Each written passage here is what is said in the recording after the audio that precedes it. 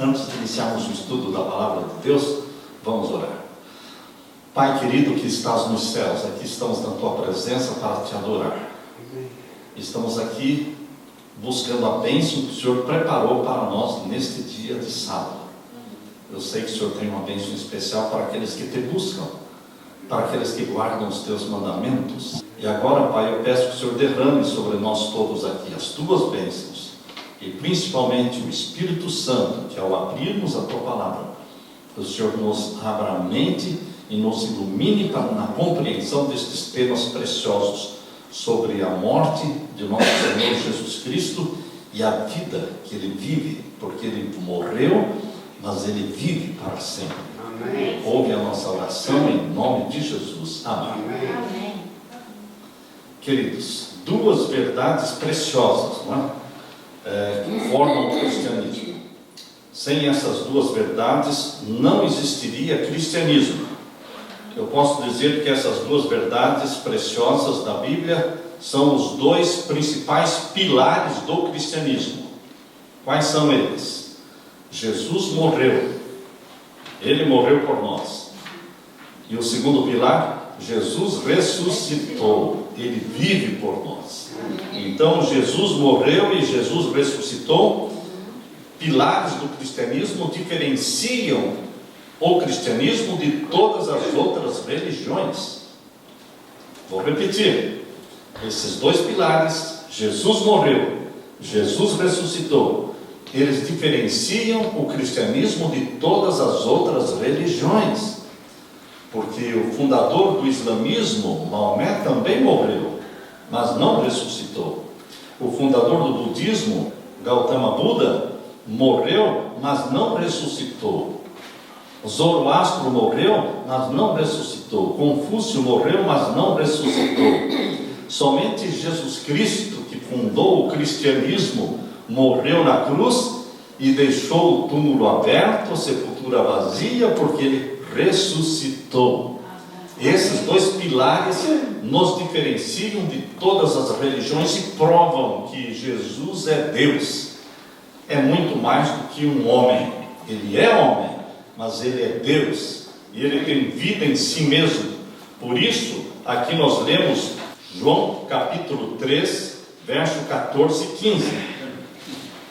Vamos ler. E assim como Moisés levantou a serpente no deserto, assim também é necessário que o Filho do Homem seja levantado, para que todo que nele crê tenha a vida eterna. João 3, versos 14 e 15.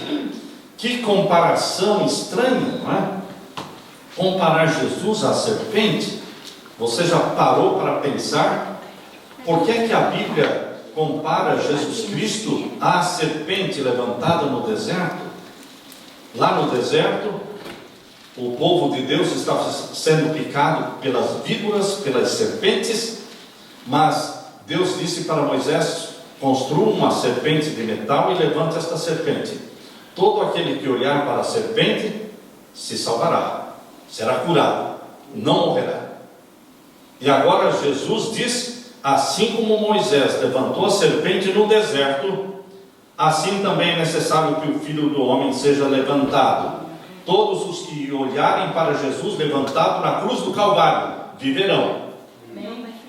Ora, mas Jesus está dizendo que este Filho do Homem levantado na cruz do Calvário é como a serpente levantada no deserto.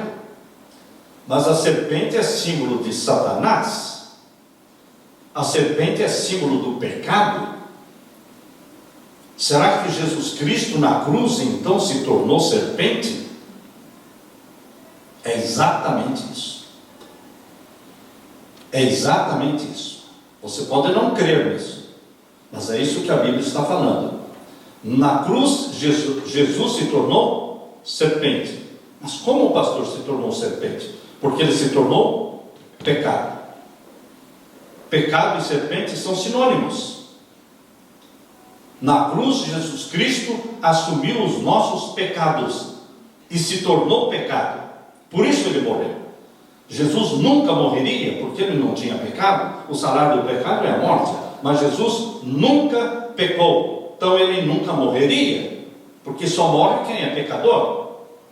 Mas como é que Jesus morreu na cruz? Porque ele, embora não tendo pecado, ou seja, não tendo nenhum pecado desde a sua infância, durante todos os 33 anos de vida na terra, mas na cruz ele se fez pecado. E não é somente uma forma de falar, não é somente uma figura de linguagem, não, de fato ele se tornou pecado na cruz, porque ele assumiu todos os nossos pecados. Por isso ele se sentiu separado do Pai. Por isso ele disse: Deus meu, por que me desamparaste? Porque o Pai odeia o pecado, ama o pecador. Mas na cruz Jesus se tornou pecado e ele se sentiu separado do Pai. Deus meu, por que me desamparaste? Não foi uma figura de linguagem. Ele se sentiu separado mesmo, queridos, porque ele assumiu os nossos pecados.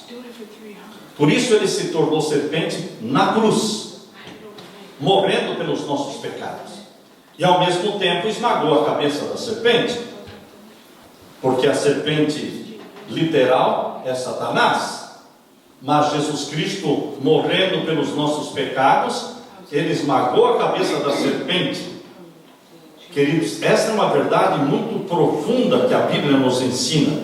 Jesus morreu não tendo pecado, mas morreu porque se fez pecado. Ele incorporou os nossos pecados de fato e morreu na cruz a segunda morte. Jesus nunca morreu a primeira morte. Jesus nunca morreu a primeira morte, que todos os seres humanos morrem. Jesus morreu na cruz a segunda morte, as agonias da segunda morte, as agonias que o ímpio vai sentir no final dos 1000 anos, quando for queimado no lago de fogo e enxofre, separado de Deus para todo sempre. Essa agonia Jesus sentiu na cruz. Ele morreu não a morte dele, ele morreu a nossa morte, para que pudéssemos receber a vida dele. Ele morreu por nós. E esta primeira morte não é a morte do ímpio, porque os salvos, os justos também morrem na primeira morte. Então não foi esta primeira morte que Jesus morreu na cruz por você e por mim, foi a segunda morte, que o ímpio vai morrer lá no final dos 1000 anos, e que nós não vamos morrer, porque alguém morreu por nós. Amém. Aleluia. Desde a fundação do mundo, diz aqui, Jesus Cristo é o Cordeiro morto desde a fundação do mundo. Abra sua Bíblia em Apocalipse capítulo 13. Esse texto de Apocalipse capítulo 13, o verso 8, é muito elucidador. Ele explica muita coisa para você, elucida muita coisa para você.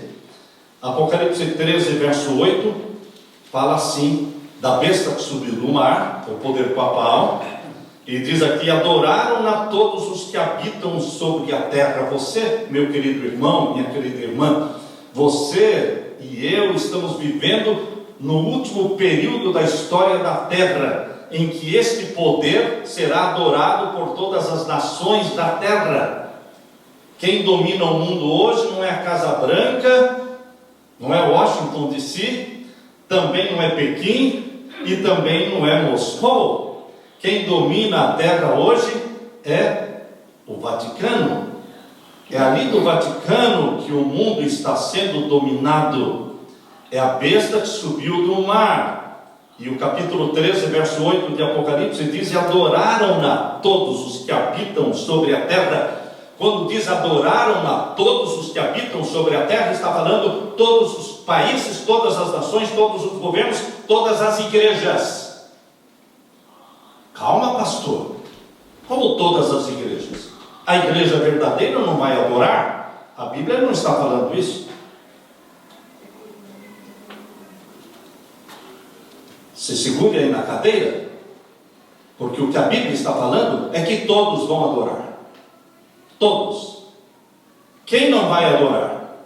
Apocalipse 14. Apocalipse 14.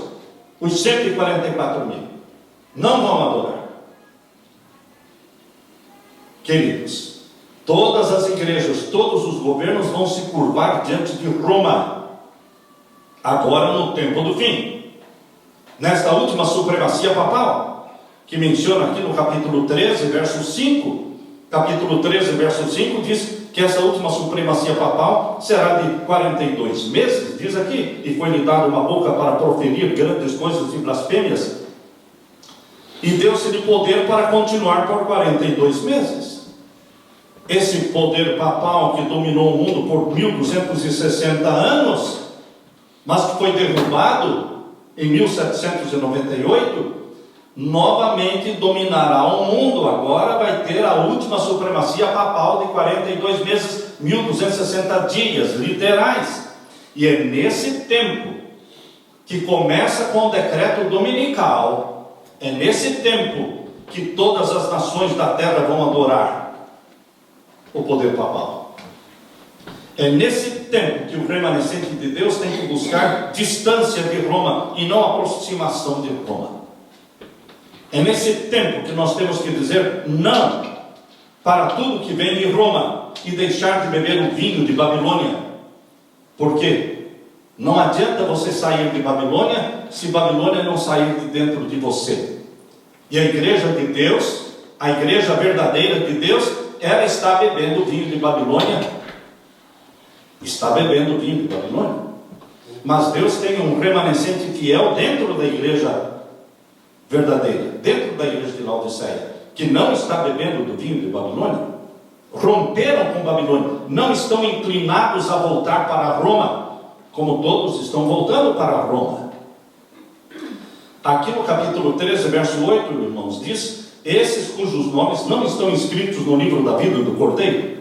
Ou seja, quem se aproxima de Roma e se curva diante de Roma, não tem o seu nome escrito no livro da vida do Cordeiro. E agora, que foi morto desde a fundação do mundo. Por que Jesus Cristo foi morto desde a fundação do mundo? Porque o plano da salvação não foi feito quando Adão e Eva pecaram. Não foi quando o pecado surgiu que Deus fez o plano da salvação. Deus não anda atrás, Deus anda na frente. Deus conhece o fim desde o princípio. Antes de Deus criar Adão e Eva, antes da semana da criação, de 7 dias, de Gênesis capítulo 1, antes de Deus falar haja luz e houve luz, Deus já tinha feito o plano da salvação. Porque Deus já sabia que Adão e Eva iriam pecar. Deus já sabia que o seu filho ia morrer na terra, então por que nasceu? Se já sabia que ele iria morrer. Deus já sabia que Adão e Eva iriam pecar, então por que os criou, sabendo que eles iriam pecar? Queridos, quando Adão e Eva foram criados, o pecado já existia, porque já tinha aparecido no céu. Quando Adão e Eva foram criados, Satanás já tinha sido expulso do céu. A grande guerra de Apocalipse 12, verso 7, Miguel e os seus anjos batalharam contra o dragão e os seus anjos, e Satanás foi expulso com 1/3 dos anjos do céu. Esta guerra já tinha acontecido antes de Deus falar haja luz e houve luz. Então, quando Satanás foi expulso com seus anjos do céu, eles foram expulsos para o planeta Terra sem forma e vazio. Gênesis capítulo 1, verso 2, diz que a terra era sem forma e vazia, e havia trevas sobre a face do abismo. Então o planeta Terra era um abismo, e Satanás foi lançado para o abismo. Por isso ele é a besta do abismo. Na Bíblia, ele é a besta do abismo. Ele é representado pela besta do mar, e também pela besta que subiu da terra. Mas ele, o próprio Satanás, é chamado de a besta do abismo, porque foi lançado para o abismo, porque a terra era sem forma e vazia. Então, queridos, quando Satanás foi expulso do céu, o plano da salvação já existia.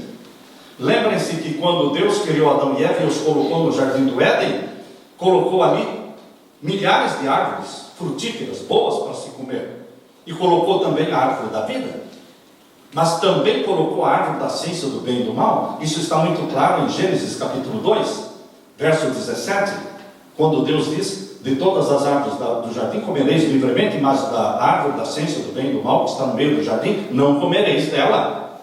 Porque no dia em que comerdes, certamente morrereis. Então, queridos, o pecado já existia, a árvore da ciência do bem e do mal já estava ali, e Deus já explicou para Adão e Eva que eles seriam tentados e testados ali na árvore da ciência do bem e do mal. Então, Adão e Eva conheciam quem era este anjo caído, sabiam, Deus explicou para eles que ele tinha sido expulso do céu com 1/3 dos anjos, mas que ele só poderia tentá-los e testá-los ali na árvore da ciência do bem e do mal. Eles eram conscientes do pecado que já existia, mas Deus não contou para Adão e Eva do plano da salvação, e também Satanás não conhecia nada do plano da salvação.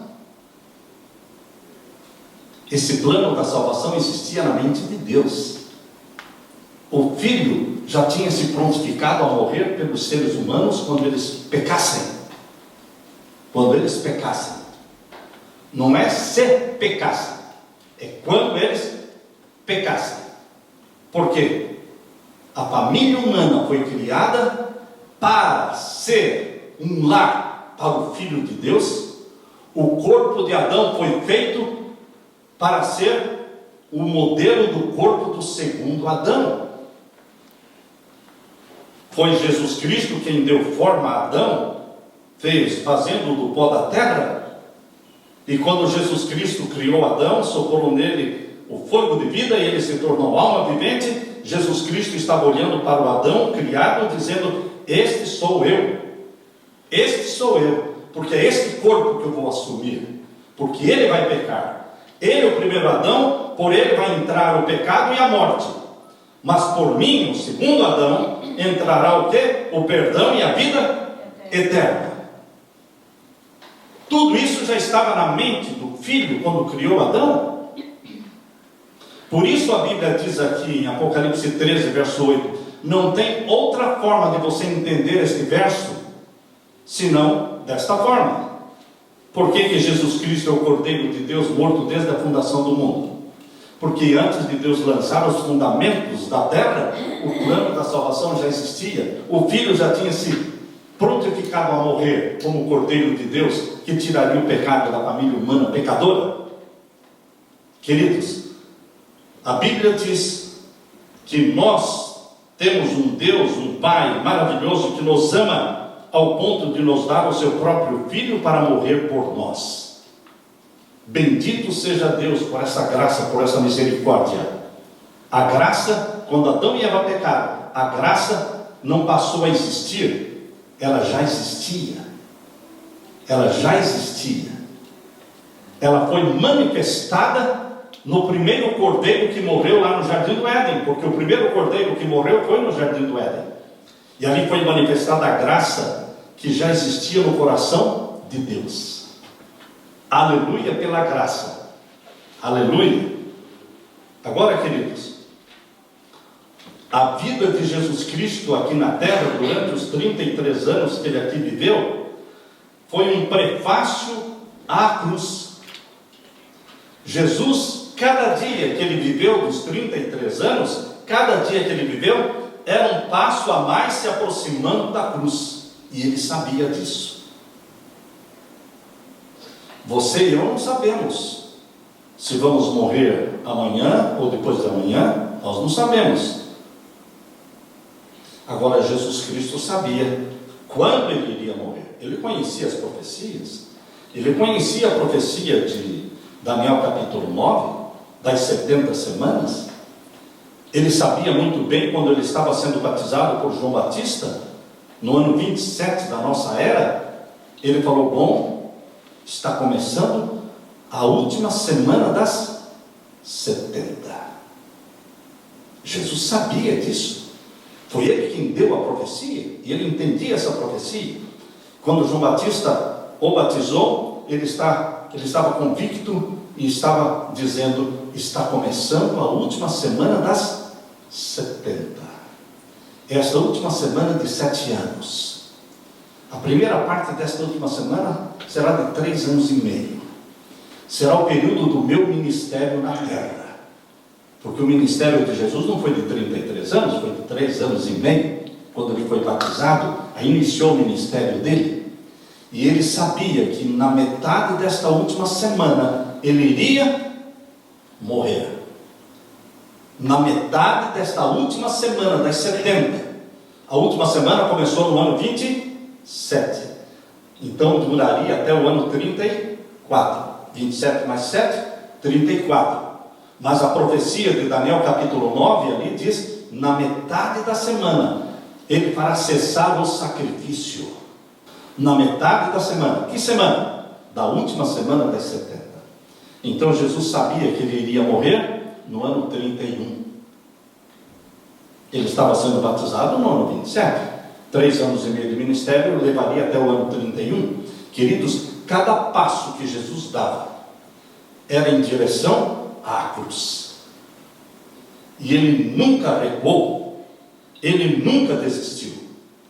Reiteradas vezes ele falou para os discípulos, o Filho do Homem vai morrer, mas no terceiro dia há de ressuscitar. Jesus Cristo enxergava não somente a sua morte na cruz, mas ele enxergava também a sua ressurreição. Abra sua Bíblia, vamos ler então em Mateus capítulo 16. Mateus capítulo 16, vamos ver o verso 21 a 23.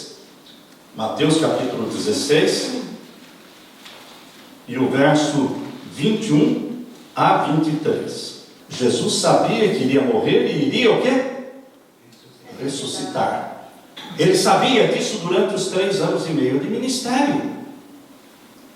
Mas na cruz, ele não sabia. Vejam, antes de assumir os nossos pecados, porque alguns pensam que Jesus assumiu os nossos pecados quando nasceu da Virgem Maria. Não. Alguns pensam que Jesus assumiu os nossos pecados durante os 3 anos e meio de ministério que ele teve. Não, também não. Ele assumiu os nossos pecados e ele se tornou pecado na cruz. Foi ali que Deus se separou. Houve uma separação entre ele e o Pai. Ali na cruz ele não enxergava mais a sua ressurreição. Ele morreu não com a esperança de ressuscitar. Ele morreu sentindo a dor da separação eterna do Pai. Por isso rompeu o coração dele. Pela agonia, não foi o sofrimento dos cravos, não foi o sofrimento dos cravos nas mãos ou nos pés, mas foi a agonia de se sentir separado do Pai. Uma separação eterna. Eu não consigo, você também não consegue penetrar na profundeza deste pensamento. Que tipo de agonia foi essa? Que o coração não suportou, o coração rompeu. Ele não morreu pelo sofrimento físico, ele morreu pelo sofrimento psicológico, mental, da separação do Pai, causada pelos nossos pecados. Por isso diz aqui em Mateus capítulo 16, vamos ver o verso 21 a 23. Desde então começou Jesus a mostrar aos seus discípulos que convinha ir a Jerusalém, padecer muito dos anciãos e dos principais, dos sacerdotes e dos escribas, e ser morto e ressuscitar ao terceiro dia. Ele dizia e repetia: eu vou morrer, vou ser entregue aos anciãos, eles vão me matar, mas eu vou ressuscitar no terceiro dia. Por que então, quando ele estava pendurado na cruz, ele não tinha esta compreensão? Por que então, quando ele estava morrendo na cruz, ele não estava enxergando, daqui a pouquinho eu vou ressuscitar? Eu estou morrendo hoje, sexta-feira, vão ser 3 dias, e pensem que a contagem de tempo bíblica não é a contagem de tempo que você tem hoje. Hoje, quando você fala 3 dias, são 3 dias de 24 horas. Mas no tempo bíblico, 3 dias não eram 3 dias de 24 horas, era a contagem inclusiva. Jesus morreu às 3 horas da tarde de sexta-feira, contou um dia. Isso é contagem inclusiva. Pegou um pedacinho, pegou 1 hora de um dia, já é contado como um dia. Contagem inclusiva. Na contagem inclusiva, se uma criança nasce no dia 31 de dezembro no dia 1º de janeiro do ano seguinte, ela já tem um ano. Na nossa contagem, se alguém nasce no dia 31 de dezembro de 2022, só vai ter um ano quando chegar no dia 31 de dezembro do ano 2023. Mas essa não é a contagem bíblica da Bíblia. Então, queridos, quando Jesus Cristo diz que Ele ressuscitaria no terceiro dia, não está falando 3 dias de 24 horas, Ele está usando a forma de tempo conhecida nos seus dias, o tempo, a contagem inclusiva. Sexta-feira, Ele morreu às 3 da tarde, pegou então das 3 às 6, das 3 às 3 horas da sexta-feira. O sábado pegou as 24 horas completas do sábado, o segundo dia. E o domingo, algumas horas da madrugada de domingo. Ele ressuscitou já na madrugada de domingo. Então, foi um pedacinho do domingo, o sábado inteiro e um pedacinho da sexta. Na contagem inclusiva são 3 dias. Então, queridos, ele tinha esse conhecimento. Você pode ver também aqui no capítulo 18 de Lucas, capítulo 18 de Lucas e o verso 31. Lucas capítulo 18, vamos ver o verso 31 a 34.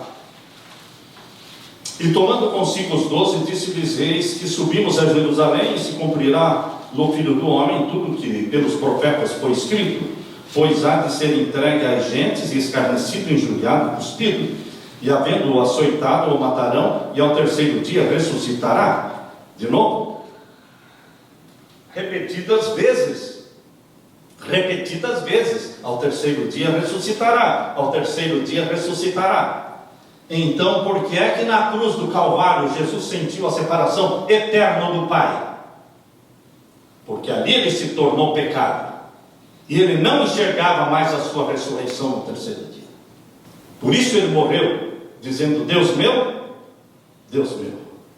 por que me desamparaste? Mas mesmo assim, Jesus disse: nas tuas mãos entrego o meu espírito. Ele morreu confiando no Pai, confiando em Deus. Nas tuas mãos entrego o meu espírito. Portanto, queridos, entendamos que cada dia de vida de Jesus na terra é um passo em direção à cruz, mas ele nunca recuou. E mesmo pendurado na cruz, ele não recuou. Ele decidiu cumprir a missão para a qual ele nasceu no mundo. Nasceu para morrer. Reivindicar o caráter do Pai e salvar a família pecadora. Aleluia! Lendo agora João capítulo 19. João capítulo 19, nós vamos ver aqui quando Jesus Cristo disse: está consumado. Quando Jesus Cristo declarou estas palavras: está consumado, era realmente o fim do conflito cósmico, aquele conflito que começou no céu, cuja vitória ainda pendia entre Cristo e Satanás. Existia a possibilidade de Satanás vencer? Existia. Existia a possibilidade de Jesus pecar? Existia. Ele poderia ter pecado, mas não pecou. Amém. Satanás poderia ter vencido, mas não venceu. Amém. Quando Jesus Cristo disse na cruz: está consumado, ele selou a vitória sobre Satanás, a vitória sobre a serpente, esmagando a cabeça da serpente. Aqui em João capítulo 19 e o verso 30, nós lemos: e quando Jesus tomou o vinagre e disse: está consumado, e inclinando a cabeça, entregou o Espírito. Ali o Filho de Deus morreu pelos nossos pecados. A última tentação que Satanás fez para Jesus foi ali na cruz, queridos. A última tentação foi na cruz. Vocês, quando leem a palavra de Deus, em Mateus capítulo 27, abra sua Bíblia em Mateus capítulo 27, e o verso 42, veja, Mateus capítulo 27, e o verso 42, aqui nós temos a última tentação de Satanás feita para Jesus. Vamos ler então? Salvou os outros, e a si mesmo não pode salvar-se? Se é o rei de Israel, desça agora da cruz e quereremos nele. Satanás colocou essas palavras na boca dos seus agentes. Satanás colocou essas palavras na boca dos inimigos de Jesus que estavam ali ao redor da cruz. Se tu és o Filho de Deus, desça daí. Jesus poderia descer? Jesus poderia descer? Sim. Jesus poderia sair da cruz e voltar para o céu? Sim. Ele escolheu permanecer na cruz. Ele permaneceu na cruz não porque não tinha outra opção. Não. Ele tinha a opção de deixar a família humana nos seus pecados, deixar a família humana entregue ao poder de Satanás e voltar para o céu e continuar sendo o quê? O comandante das hostes celestiais. Mas, queridos, Jesus Cristo nasceu nesta terra não para abandonar a missão, não para abortar a missão. Ele poderia abortar a missão e voltar para o céu. Ali no jardim do Getsemane, lembra-se que por 3 vezes Jesus disse: se é possível, passa de mim este cálice. Se ele parasse aí, teria abortado a missão. Mas ele não parou aí, ele disse: mas não seja como eu quero, e sim como tu queres. E a vontade do Pai não era abortar a missão. A vontade do Pai era: filho, vá até o fim. Vá até o fim. E o fim é morrer na cruz. Vamos cumprir a missão. Vamos resgatar a família humana do poder de Satanás. E vamos mostrar para o mundo inteiro que o meu caráter, o Pai falando, o meu caráter é de amor, de bondade, de misericórdia. E que o bandido é Satanás, não eu. As acusações feitas por Satanás contra Deus são acusações que revelam os traços maus do caráter de Satanás, não os traços de Deus. Porque os traços de caráter de Deus são de amor, de bondade, de misericórdia, de graça. E Jesus provou isso na cruz. Então, queridos, quando Jesus foi tentado por Satanás, Satanás usando a boca do povo ali, salvou os outros, a si mesmo não pode salvar. É rei de Israel, que ele desça da cruz. Você percebe que tipo de tentação Satanás fazia para Jesus? Não era esse tipo de tentação que ele faz para você e para mim, que somos pecadores, irmãos. Qual é o tipo de tentação que Satanás faz para os pecadores? Tentações que estão de acordo com a natureza pecaminosa que nós temos. Quais são as tentações que não são tentações, que não são atrativas, que apelam ao nosso coração carnal? Adulterar, beber, fumar, se vingar, pagar com a mesma moeda, né? Você vai ver, ainda vou te pegar, não é? Isso é a própria natureza pecaminosa falando. As tentações de Satanás para você e para mim, elas têm poder porque são tentações negativas, porque a nossa natureza carnal pecaminosa é negativa. Agora, esse tipo de tentação para Jesus não fazia sentido. Não fazia sentido. Que sentido existiria numa tentação de Satanás para Jesus dizendo: adultere? Fazia sentido. Jesus não era dominado por instintos sexuais, irmãos. Sexualidade Jesus tinha, mas não era dominado por instintos sexuais, porque existe no reino animal, que domina a natureza carnal humana. Adão e Eva foram criados santos no reino espiritual de Deus. Eles tinham a sexualidade? Tinham, mas eles não tinham instintos sexuais. A sexualidade estava dominada pela razão e não por instintos. Hoje a sexualidade se tornou instinto, assim como nos animais, no ser humano também. não é? O instinto puxa o olho, né? Levando o olho a olhar o que não deveria olhar, a dar a segunda olhada, né? A dar a segunda olhada. Queridos, Jesus Cristo, ele era tentado por tentações positivas. Lembram-se vocês da primeira tentação de Satanás para Jesus? Não era beba, ou adultério, ou minta, ou... Qual foi a primeira tentação? Foi com a comida, né, pastor? Transforma estas pedras em pães. Qual o pecado de transformar pedras em pães? Algum pecado? Não. Mas, para transformar as pedras em pães, Jesus tinha que usar os seus poderes divinos. Seus poderes divinos. E se Jesus usasse os seus poderes divinos, ele não seria exemplo para você e para mim. Teria falhado. Satanás diria o quê, não é? Ele não tinha sofrido, porque ele estava com todos os poderes, não sentia nada. Né? Certo. Ele poderia não ter sentido nenhuma dor dos pregos, nada. Poderia não sentir nada. Mas, se ele usasse os seus poderes divinos para não sentir dor, para não sentir cansaço, para não sentir fome, Satanás diria: você é um farsante. Você é um farsante, você é um mentiroso. Porque você está com esse corpo de homem, mas você não está deixando o corpo humano sentir as dores de um ser humano, porque você está exercendo poderes divinos que você tem, e você é falso. Ele teria razão para as acusações? Mas, então, queridos, as tentações de Satanás para Jesus eram tentações para forçá-lo a usar os seus poderes divinos. Transforma estas pedras em pães.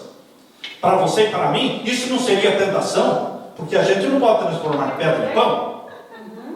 Tentação só é tentação quando você pode fazer e decide não fazer. Foi uma tentação. Agora, se é uma coisa que você não pode fazer mesmo, você vai até rir da tentação. Se o Satanás chega para você, transforma essas pedras em pães, a tentação para mim. Agora, qual é uma tentação? Quando aparece lá no seu e-mail, não é? Você quer ver minhas fotos? Você quer me conhecer? Clique. Isso é uma tentação? Por quê? É uma tentação por quê? Você pode clicar ou não pode? Pode. Você pode decidir clicar. Queridos, tentação é quando você pode fazer. Está na sua habilidade praticar aquilo. E você decide não fazer. Mas no caso de Jesus, as tentações eram positivas. Transforma estas pedras em pães. Qual foi a segunda tentação? Lança-te daqui para baixo, e aos teus anjos darás ordem para que te guardem. Será que Jesus podia se lançar lá de cima e não acontecer nada? Podia, ele é Deus. E qual foi a última tentação? Satanás mostrou todos os reinos do mundo e disse para ele: vamos encurtar o caminho. Você veio a este mundo para recuperar os reinos deste mundo, não é? Porque os reinos deste mundo me foram entregues. Satanás falou: eles me foram entregues e eu posso dar a quem eu quero. Então vamos encurtar a história.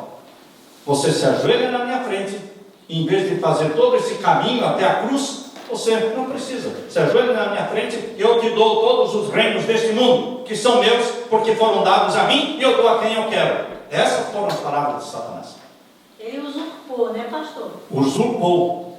Não, ele foi entregado para ele mesmo, né? Adão deu para ele, de mão beijada, né? Adão deu para ele, de mão beijada. Porque não foi Deus que deu, foi Adão. Adão era o representante de Deus. Então, meus queridos, percebam, agora a última tentação de Satanás para Jesus na cruz. Satanás ainda não tinha perdido a esperança de fazer Jesus pecar. Porque se ele usasse os seus poderes divinos, como homem, ele falharia. Não poderia morrer pelos nossos pecados. Teria falhado. Então, a última cartada, desça daí. Se tu és o Filho de Deus, desça daí. E assim creremos. Eu vou mostrar para vocês que eu sou o Filho de Deus. Eu vou descer daqui.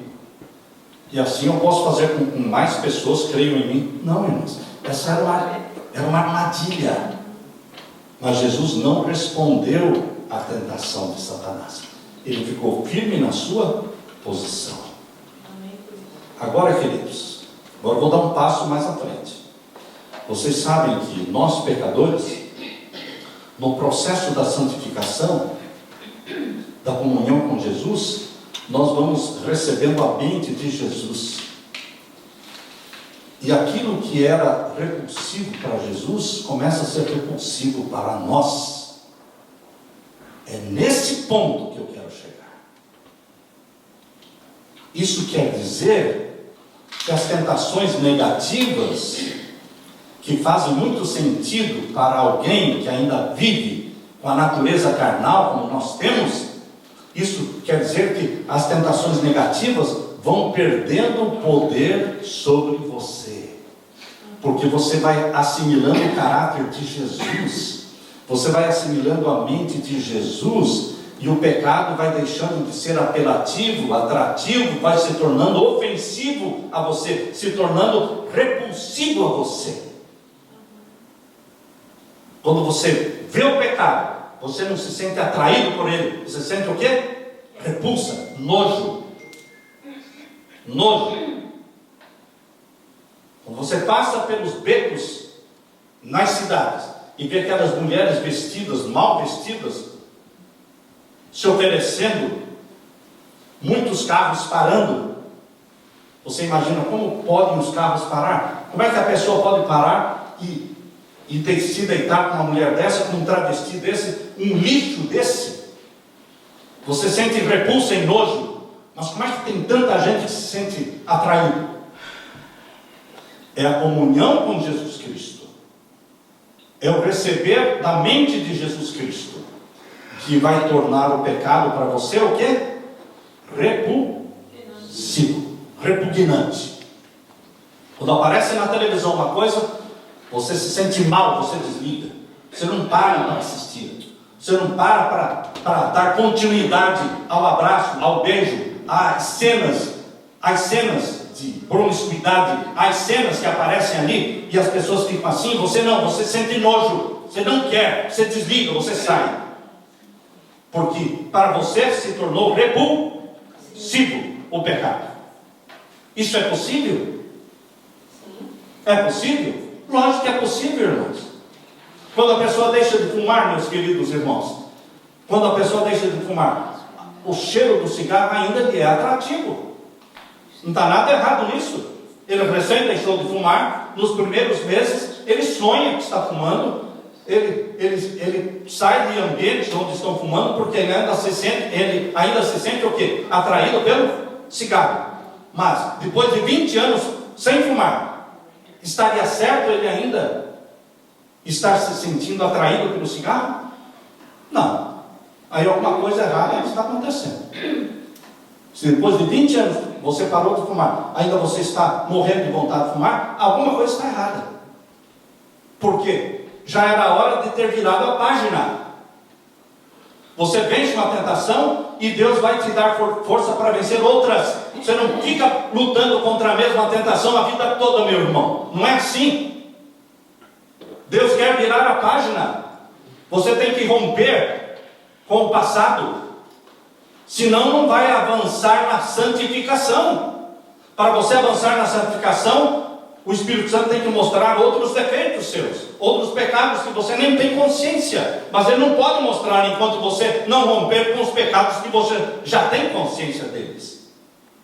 Nós temos que avançar e não ficar patinando, no mesmo pecado a vida toda. Avance, rompa com os pecados conhecidos, meus queridos. Jesus Cristo, ele venceu. Está consumado. Esmagou a cabeça da serpente. Aleluia. Porque a vitória de Jesus é nossa.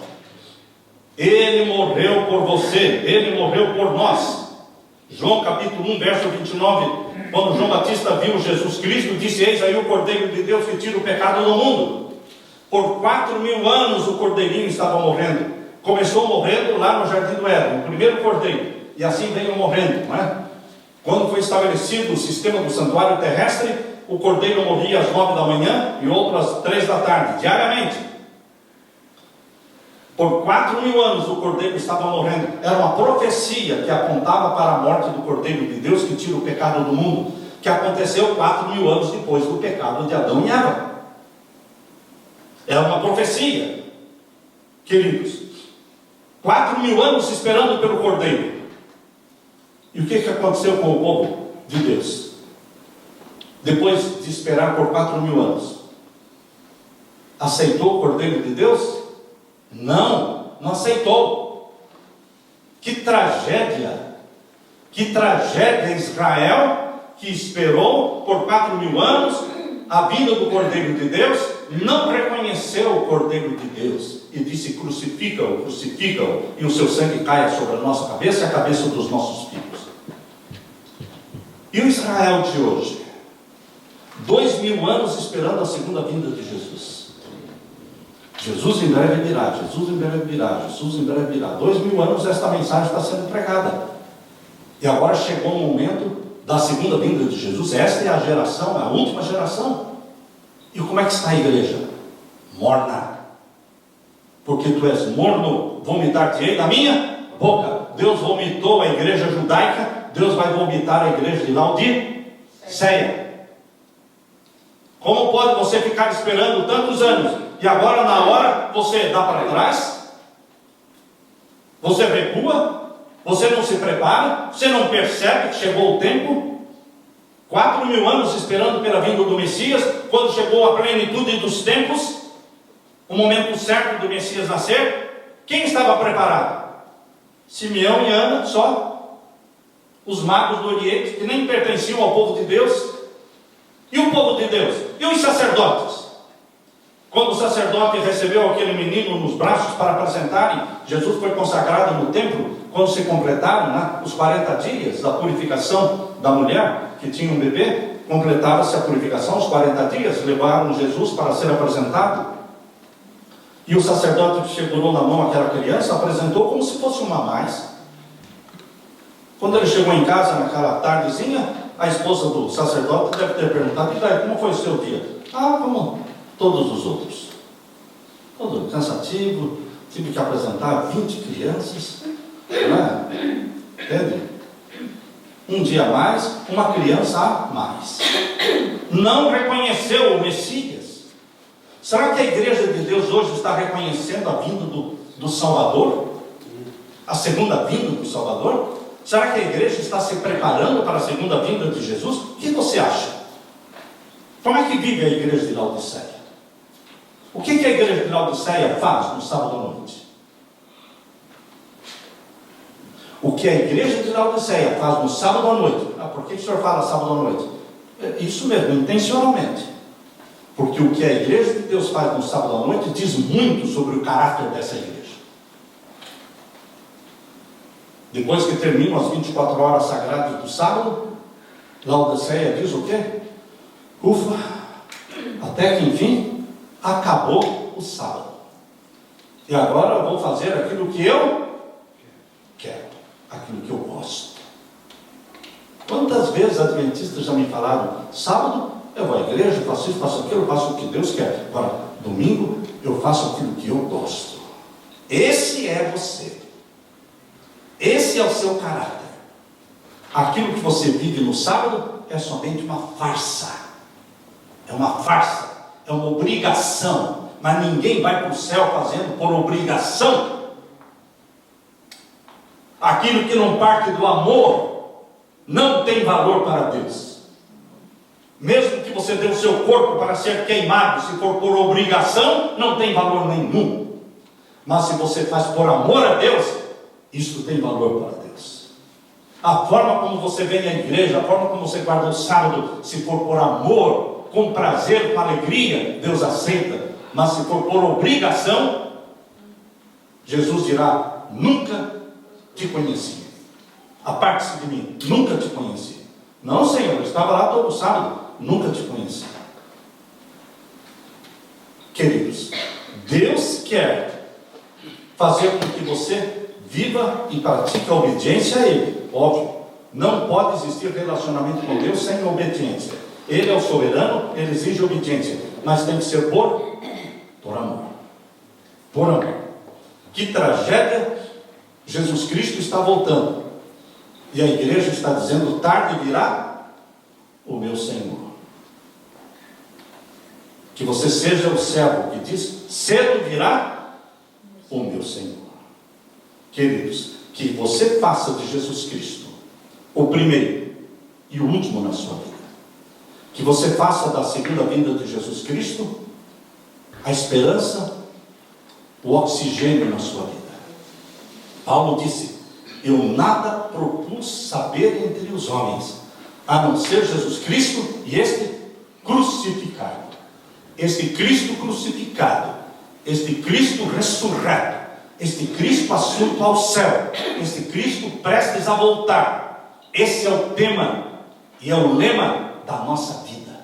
Porque Jesus morreu, sim, mas Ele também ressuscitou, e Ele também vai voltar. E nós estamos esperando a segunda vinda de Jesus. Amém?